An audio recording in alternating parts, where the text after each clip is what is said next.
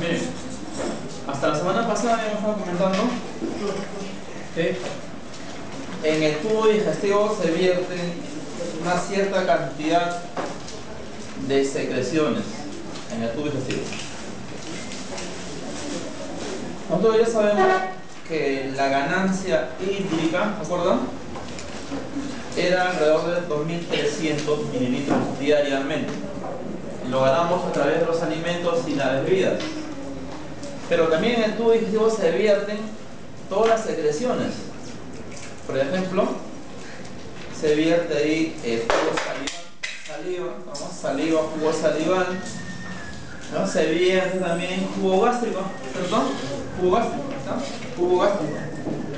También se vierte jugo biliar, jugo pancreático, jugo intestinal, ¿no? De todos los jugos que se vierten en el tubo digestivo, hemos comentado que el jugo especial, o sea, el más completo, por decirlo así, porque sus enzimas digieren carbohidratos, proteínas y lípidos, sería el jugo pancreático. ¿Ya? Habíamos comentado que la semana pasada solamente habíamos comentado la digestión, ¿cierto? ¿Se acuerdan? Y hemos dicho que en el estómago comenzaba la digestión de las proteínas y de los lípidos. La digestión mecánica y digestión química de proteínas y de lípidos. Para la digestión química, ahí participaban enzimas digestivas. ¿Ya? Habíamos comentado que la enzima que iniciaba la digestión de las proteínas en el estómago era la pepsina, ¿cierto? Y las enzimas que iniciaban la digestión de los lípidos en el estómago eran las lipasas, ¿no? La lipasa gástrica y una lipasa que venía de boca, era la lipasa lingual. Estamos comentando la digestión a nivel del estómago. Pero esa secreción gástrica tiene fases, ¿está? Fases. La semana pasada hemos comentado una de las fases, ¿no? Hemos comentado la fase gástrica, ¿se acuerdan? La fase gástrica. Ahora vemos que hay fases, miren. Fase cefálica, fase gástrica y fase intestinal. ¿Cuál de esas tres fases es la que aporta mayor secreción gástrica? Nos fijamos bien en los porcentajes, miren. 20-40% la fase cefálica, 50-70% la fase gástrica, esto es lo que tenemos que estar comentando. Y un 10% la fase intestinal. Esta fase gástrica lo comentábamos esa vez, ¿verdad? Mencionamos, por ejemplo, cuando empieza a ingresar alimentos al estómago, ¿verdad? La distensión de la pared gástrica, sobre todo la parte del fondo, o sea, del antro y píloro. También la presencia de alimentos en el estómago era un estímulo para que se secrete la célula G de la mucosa gástrica, iban a secretar la hormona llamada gastrina. Ahí está, gastrina. La célula G, ¿cierto? Secretan la gastrina, ¿no? Obviamente va en parte sanguínea, ¿cierto? Porque las hormonas se vierten a sangre, ¿cierto? Y por sangre se transportan y luego van a actuar en otras células. ¿Qué hacía la gastrina? ¿Se acuerdan? Actuaba sobre ¿qué? Sobre las células parietales. Para que esas células, en ellas se estimule la producción de, ¿verdad? Ácido clorhídrico, factor intrínseco, ¿no? Ácido clorhídrico. Ese ácido clorhídrico actuaba sobre el pepsinógeno, ¿se acuerdan? Secretado por las células principales, y ese pepsinógeno era el que, bueno, el ácido clorhídrico actúa como pepsinógeno y lo va a convertir en la pepsina. Muy bien. Y la pepsina era la que iniciaba la digestión de las proteínas a nivel del estómago. ¿Ya? Entonces, por estímulo a la gastrina es que se estimula también la secreción de jugo gástrico, ¿no? Jugo gástrico ácido clorhídrico. ¿Cómo está aquí? En la fase cefálica, es en ese 20-40%, ¿sí? Ya sabemos que aquí en el tronco del encéfalo, el bulbo raquídeo, a este nivel se encontraba el centro, ¿cierto? Centro de la salivación, centro de la masticación, ¿cierto? Centro de la deglución, ¿verdad? Y de la salivación también. Sensaciones o pensamientos sobre las comidas, ¿cierto? Iban a llevar un estímulo sensorial al bulbo raquídeo, al tronco del encéfalo, y de este tronco del encéfalo, este bulbo raquídeo, a través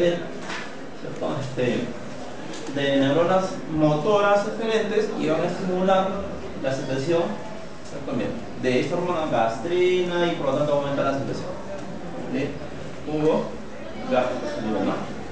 Y también aquí está la fase intestinal, que también lo hemos comentado en esa oportunidad, la semana pasada, ¿se acuerdan? Cuando aquí en el estómago ya se forma el quimo y se va a dar el vaciamiento gástrico, hemos dicho que en el duodeno se encuentran células, ¿se acuerdan? Están las células S, están las células I. ¿Qué hacían las células S en el duodeno? Iban a secretar la hormona llamada secretina. ¿Y qué hacía la secretina? ¿Qué hacía la secretina? Esa hormona llamada secretina, ¿qué es lo que iba a hacer?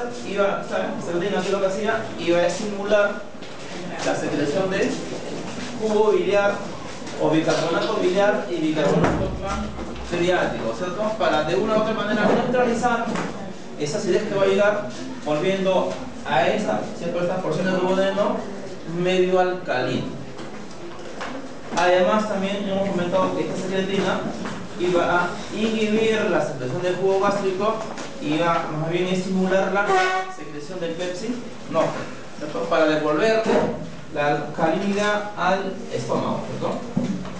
Además también, miren, esta se secaba, o sea, las células I iban a secretar la hormona llamada colecistocina, y esta hormona secretada iba a actuar sobre el páncreas, ¿verdad? Iba a actuar sobre la vesícula biliar. La contracción de la vesícula estimula la secreción de jugo biliar y también la secreción de jugo pancreático, ¿cierto? Ahí nos habíamos quedado la semana pasada. Ya está, es lo mismo, ¿ya? El jugo biliar, entonces,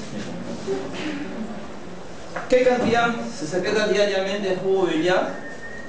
Alrededor de 1 litro, ¿no? 1 litro. 0,8 a 1 litro. 1 litro de jugo biliar diariamente, ¿cierto? Es un jugo alcalino. De ahí que la secretina estimula la secreción de bicarbonato biliar, ¿cierto? Para neutralizar la acidez en el duodeno, ¿está bien? pH alcalino, mira, aquí hay expresión de medicamentos, colesterol, esteroides y bilirrubina. Aquí tenemos la composición del jugo biliar, ¿está? Electrolitos, mesodio, potasio, bicarbonato, bueno, calcio, magnesio, bilirrubina, sales biliares, colesterol, fosfolípidos, lecitina, entre otros. Bueno, ese es uno de los jugos, ¿no? Jugo gástrico, jugo biliar, y luego viene el jugo pancreático, ¿cierto? Solución pancreática, jugo pancreático. Este es un jugo especial porque presenta, miren, una gran cantidad de enzimas que van a degradar carbohidratos, lípidos, proteínas, miren, ácidos nucleicos inclusive. Por ejemplo, ¿qué enzimas del jugo pancreático van a actuar sobre los carbohidratos? Vamos a ver. La amilasa pancreática, ¿cierto? O alfa-amilasa pancreática. Esta es una enzima similar a la amilasa salival, ¿estamos? Igual, entonces desdoblan las alfa-1,4 glucosídicos, la amilasa pancreática, ¿no? Similar. ¿Qué enzimas van a actuar sobre las proteínas? ¿Cierto? En este jugo pancreático, tripsinógeno, quimiotripsinógeno, o sea, tripsina, quimiotripsina, se puede decir también tripsinógeno, quimiotripsina. ¿Y qué enzimas van a actuar sobre los lípidos? Las lipasas, ¿cierto? Las lipasas, ¿cierto? Se supone que es la lipasa gástrica, ¿no? Lipasa gástrica, colipasa, entre otros. Pero también va a actuar sobre los ácidos nucleicos. Mira, aquí están las, ¿cierto? La ribonucleasa, la desoxirribonucleasa. ¿Está? Entonces, es un jugo completito. Bien, ahí tenemos algunas funciones de jugo pancreático. Miren, neutraliza, ¿cierto? El quimoácido, miren, a través, bueno, a través del bicarbonato pancreático, ¿sabes? Un pH óptimo de la enzima pancreática protege la mucosa duodenal, ¿cierto? Al igual que el bicarbonato biliar, ¿cierto? Protege la mucosa duodenal, ¿no? Ante ese tremendo vaciamiento ácido que va a llegar. Mira, y digestión parcial de nutrientes, ¿está? Por enzimas petrolíticas, por la amilasa, que son lipasas, etc. Ahora, lo que falta degradarse, van a pasar a la luz intestinal, y ahí en la luz intestinal se va a encontrar el ribete cepillo, y ahí vamos a encontrar enzimas, justamente, ¿no? Enzimas de ese ribete de cepillo, ¿no? También se puede decir enzimas del borde de cepillo. ¿Vamos? Ahí hay varias enzimas que van a terminar la digestión de los carbohidratos y de las proteínas. A ese nivel, supuestamente están llegando ya, ¿cierto?, varios monosacáridos que ya no tienen nada que degradarse, pero también van a llegar disacáridos, ¿cierto? Entonces, a este nivel, ¿cierto?, en el jugo intestinal, donde están las enzimas del borde cepillo, estarán pues las disacaridasas. ¿Ven? ¿Está? La disacaridasa. Nosotros ya sabemos, ¿cierto?, quiénes son los disacáridos. Entonces, podemos decir cómo se llaman las enzimas que degradan esos disacáridos, ¿no? Por ejemplo, la maltasa, maltasa, una enzima que actúa sobre la maltosa, ¿cierto? El azúcar la maltosa, el azúcar de la leche, y lo degrada en dos monosacáridos, glucosa y glucosa. ¿Ya? La sacarasa es una enzima que actúa sobre la sacarosa, ¿cierto? El azúcar de la caña, y lo degrada también en dos monosacáridos. ¿Quiénes son los monosacáridos? Glucosa y la fructosa, ¿no? La lactasa es una enzima que actúa sobre la lactosa y también lo degrada en dos monosacáridos, ¿no? La glucosa y la galactosa. Pero también está la alfa-dextrinasa, miren. Esa enzima actúa sobre las alfa-dextrinas, ¿cierto?, degradando enlaces alfa 1,6 glucosídeos. Esa maltasa, esa alfa-dextrinasa. Entonces, estos monosacáridos, glucosa, galactosa y fructosa, ya se han degradado, ¿cierto? Entonces, ellos ahora van a tener que ser absorbidos. Entonces, se dará el otro proceso del proceso digestivo, ¿no?, que es la absorción. ¿Vamos? Entonces ellos se van a absorber, como son monosacáridos, se van a absorber directamente hacia la sangre. ¿Ya? Entonces, resumiendo, ¿dónde comienza y termina la digestión de los carbohidratos? Comenzaría en la boca, ¿cierto? ¿Por acción de quién? Del alfa amilasa. ¿Y dónde termina? Luz intestinal, ¿cierto? A través de las enzimas del borde cepillo, y se degradan hasta monosacáridos, y como tal son absorbidos hacia la sangre. ¿Ya? Hacia la sangre. ¿Está? Pero ahora vamos a lo siguiente, ¿no? Ellos están en la luz, ¿cierto? En la luz intestinal. En la luz, ¿está? En la luz. Sabemos que ahí hay un epitelio, ¿cierto? Hay mucosa, ¿cierto? ¿Verdad? ¿No? Hay un tipo de epitelio. Esas células se van a llamar células intestinales, ¿no? También se conoce como enterocitos, ¿cierto? Entonces, estos monosacáridos, lo primero que tienen que hacer para llegar a la sangre es ingresar al enterocito, ¿cierto? Y del enterocito salir al intersticial, y de ahí recién ingresar al vascular, o sea, ¿cierto?, hacia la sangre, ¿no? Para que eso suceda, ellos, ¿cierto?, van a ser facilitados por transportadores, ¿no?, y con cotransportadores, ¿no?, transportadores de glucosa, ¿cierto?, cotransportadores. Serían los llamados GLUT, ¿cierto? GLUT quiere decir transportadores de glucosa. ¿Ya? Así, ¿no? Así, GLUT, ¿está? Transportadores de... ¿Ya? Vamos a ver. Pero también aquí, miren, hay otras enzimas que van a terminar la digestión de las proteínas. Acá están las peptidasas, ¿cierto? Aminopeptidasas, ¿cierto? Ellos van a terminar la digestión de las proteínas, ¿está? Péptidos, aminoácidos y algunos en lipéptidos. Aminoácidos y dipéptidos. Ellos, aminoácidos y dipéptidos, también tienen que ingresar, ¿cierto?, a la célula intestinal, enterocito, al intersticial y luego al vascular. ¿Ya? Ahora vamos a ver que en la célula intestinal también hay enzimas que van a seguir degradando, ¿cierto?, a los dipéptidos, ¿no?, para convertirlos en aminoácidos, porque como aminoácidos se van a absorber hacia la sangre. ¿Ve? Entonces, resumiendo ello, ¿dónde comienza la digestión de las proteínas? En el estómago. ¿Por acción de quién? De la pepsina. ¿Dónde termina su digestión?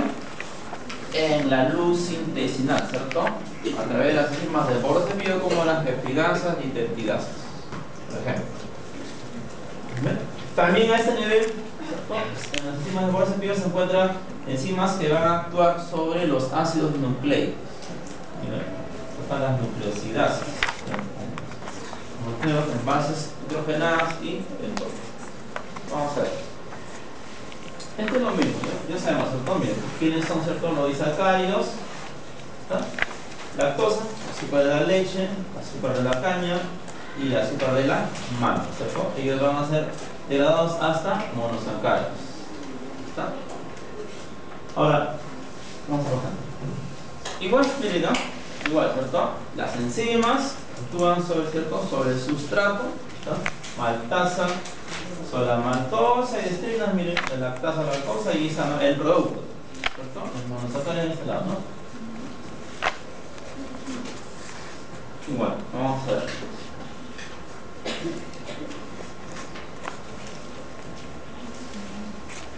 Miren, este esquema, entonces, este esquema ya sabemos que representa la célula, ¿cierto?, intestinal, o sea, el entero, sí, ¿no está? Esto que acá se supone que es la luz, el enterocito, y por aquí debe estar el espacio intersticial y aquí debe estar el vascular, ¿no?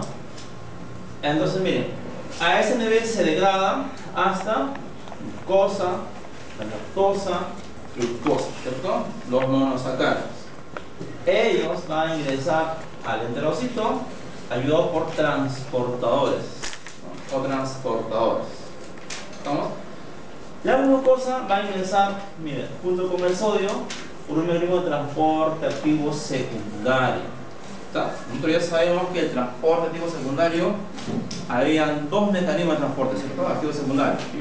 Una de ellas era cuando dos sustancias ingresaban en el mismo sentido, a ella se le llamaba cotransporte, ¿recuerdan? Y la otra, uno ingresa, otro sale, será contratransporte, ¿no? En este caso la glucosa ingresa junto con el sodio, ¿cierto?, por transporte activo secundario, cotransporte, ¿cierto?, sodio, glucosa. Al igual que la lactosa, ¿cierto?, sodio, galactosa, sodio, ¿cierto? Pero ¿de qué va a depender? De la concentración, ¿cierto?, de sodio en el extracelular.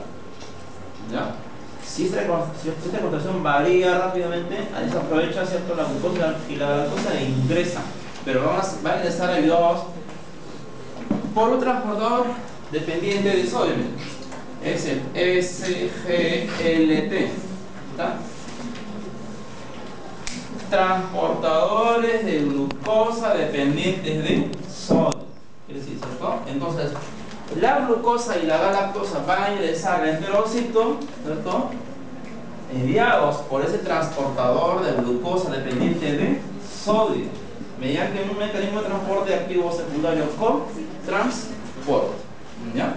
¿Ya está? Entonces ellos ya están aquí, ¿cierto?, dentro de la célula intestinal, enterocito. La fructosa, miren, la fructosa, el otro monosacárido, va a ingresar, ¿cierto?, de acuerdo a este esquema, va a ingresar al enterocito por difusión facilitada. Ustedes ya saben, ¿cierto?, que para esta difusión facilitada se requieren proteínas transportadoras, ¿cierto? Proteínas transportadoras o de carrier. Y el transportador que va a facilitar el ingreso de la fructosa al enterocito, ¿quién es? Es justamente el GLUT5, ¿cierto? El GLUT número 5. Ya, GLUT5. Miren, ahora estos tres monosacáridos ya están cerca aquí dentro, en el enterocito. De aquí tiene que salir el intersticial.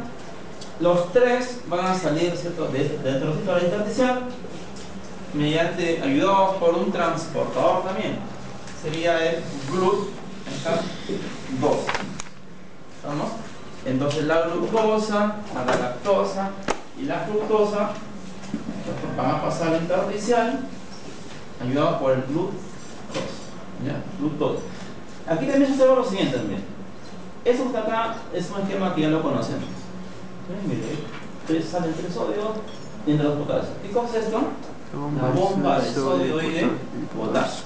¿Cierto? Hay mucho que esta bomba se encuentra presente en todas las células. ¿Cierto? En todas las células, sin excepción, tienen esta bomba de sodio y potasio. ¿Ya? Bueno, transporte activo primario, ¿cierto? Bomba de sodio y potasio. Ya sabemos que esta bomba se encargaba de regular el volumen, ¿cierto? El volumen celular, evitar la lisis también de las células, ¿cierto? ¿Cómo regulaba ello? Justamente retirando agua, ¿cierto? Junto con el sodio, ¿no? Se retira 3 sodios y junto con ello también se retiraban 3 aguas.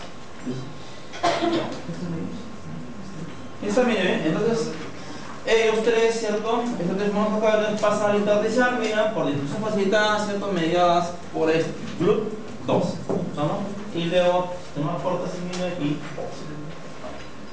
aquí en este esquema, miren, no sé si ven de atrás, pero mira, ¿cuántos GLUTs hay? Un montón, ¿cierto? De los cuales hemos mencionado algunos nombres.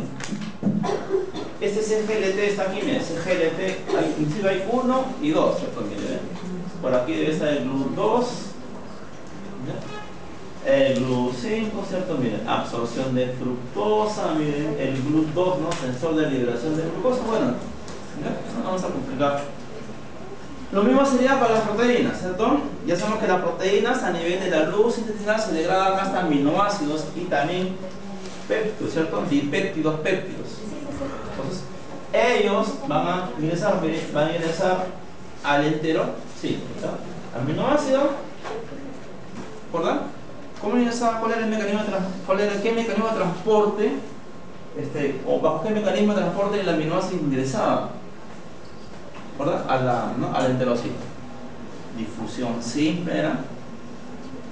Si era difusión simple, sabemos que la difusión simple a través de la doble capa de lípidos o por canales iónicos, ¿cierto? Y el otro era difusión facilitada.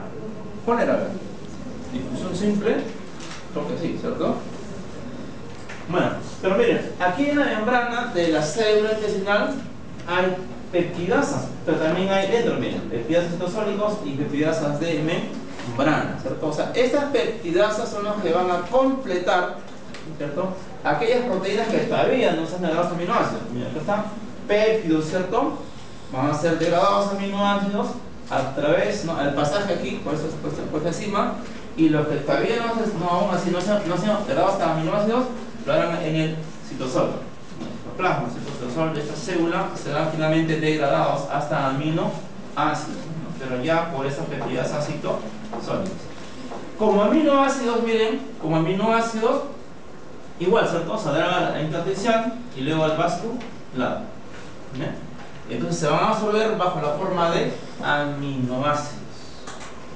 Y ahí termina la digestión de las proteínas. Algunos péptidos todavía, ¿cierto? No serán aminoácidos y pocos, ¿cierto? Un 10% ingresarán al torrente sanguíneo, ¿no? Y circularán como péptidos, ¿no? Pero solamente el 10%, pocos, ¿cierto? La gran mayoría, casi todos, mira, el 90% son degradados hasta aminoácidos, ¿no?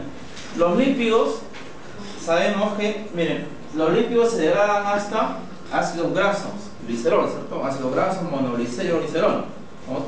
Esos lípidos van a ser absorbidos, si fuesen de cadena corta, directamente hacia la sangre, ¿no? Pero ¿cuándo se considera un lípido de cadena corta? Cuando presenta más o menos entre 10 a 11 aminoácidos, ¿cierto? Máximo, ¿no? Para abajo.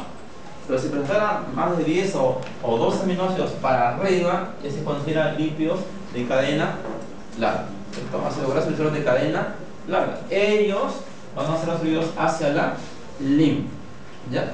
Pero como tal no, o sea, primero tienen que reesterificarse todo, ¿estamos? y convertirse a un kilomicrón, y como kilomicrón recién van a ser absorbidos hacia la linfa. ¿Estamos? Entonces, los lípidos de cadena larga van a ser absorbidos hacia la linfa, pero bajo la forma de kilomicrones, ¿cierto? ¿Y qué es un kilomicrón? En realidad es una lipoproteína. ¿Ve? Una lipoproteína. Vamos a ver aquí. Aquí.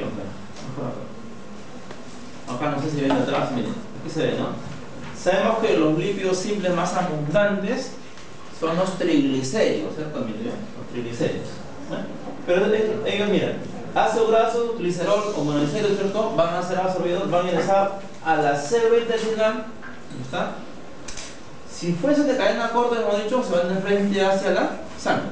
¿Estamos? Pero si son de cadena larga, es un problema, ¿no? Estos ácidos grasos monoglicéridos, miren, cuando ingresen, estos van a, primero, se van a rectificar a triglicéridos. Estos triglicéridos van a ser cubiertos, ¿no?, por una capa de proteínas, de lípidos, polípidos, de colesterol, y van a convertirse en un kilomicrón.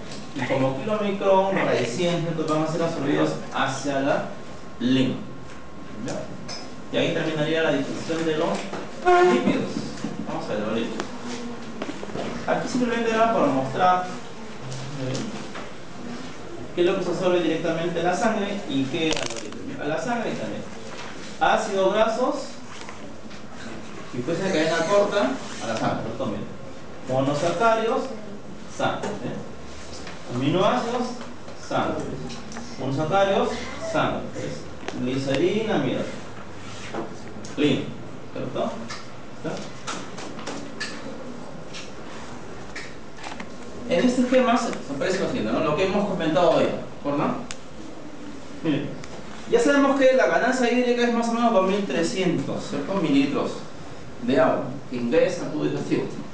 Pero también, miren, la saliva aporta, ¿cierto? Miren, alrededor de 1 litro, miren, saliva, ¿no? Jugo salival, ¿cierto? Saliva, 1 litro, o sea, también ingresa, ¿cierto?, a tu digestión. ¿Ven? En el estómago, miren, el jugo gástrico más o menos aporta 2 litros, ¿cierto?, de jugo gástrico diariamente, ¿cierto?, que va a bajar, ¿cierto?, a tu digestivo, ¿ya?, y intestino delgado. ¿Está? Jugo biliar, mire, 1 litro de jugo biliar. ¿Está? Otra situación, jugo pancreático, 2 litros. Jugo intestinal, 1 litro. Si sumáramos todo, saliva arriba, 1, seguimos sumando, ¿cierto? Mire, acá, ¿cierto? Jugo gástrico, 2, serían 3. Jugo biliar, 1, serían 4. Jugo pancreático, 1 más, perdón, 2 acá, 6. Jugo intestinal, 7, ¿cierto? O sea, aparte de los 2.3 o 2,3, ¿cierto?, 2,3 litros de la ganancia hídrica, 7 litros más, ¿cierto?, se vierte en el tubo digestivo. La suma total, ¿cuánto será entonces? 9, ¿cierto? Esta es la cantidad total, ¿cierto?, de secreción de líquidos, ¿cierto?, llega al intestino delgado. ¿Ven? Pero de estos 9,3 sabemos que el total de las secreciones es solamente 7. ¿Estamos? Pero llega a 9,3. Ahora, de esta cantidad, ¿cierto?, una gran parte va a ser absorbida a nivel intestinal. ¿Cierto? ¿Cuánto más o menos de la absorción a nivel intestinal dijimos? ¿Cuánto se absorbe? 8,3 litros, ¿cierto? Pero 9,3. Entonces, ¿cuánto pasará al intestino grueso? El que falta, ¿cierto? El 1 litro, ¿no? ¿Y cuánto se absorbe en el grueso? Absorción, ¿cierto? 9,3. Bueno, 0,9, ¿cierto? O sea, 900 mililitros. ¿Y cuánto quedaría y no es absorbido? 0,1. Y justamente esta era la cantidad de líquido, ¿cierto?, de agua que se pierde, ¿no?, a través de las heces. ¿Ya? Este tema resumen. Y ahí finalmente para resumir lo siguiente. Ya sabemos que la glucosa y el lactosa, ¿cierto?, ingresarán aquí ayudados por transportadores, ¿cierto? Transportadores de glucosa dependientes de sodio, ¿no? Está. Transportadores de glucosa dependientes de sodio. Está, miren, por la fructosa, miren, por difusión facilitada, lo sabemos, ¿cierto?, ayudado por el transportador modo Plus 5, ahí está. Los aminoácidos de transporte activo, miren, o activo secundario. Y así. Ahí nos vamos a quedar, ¿ya?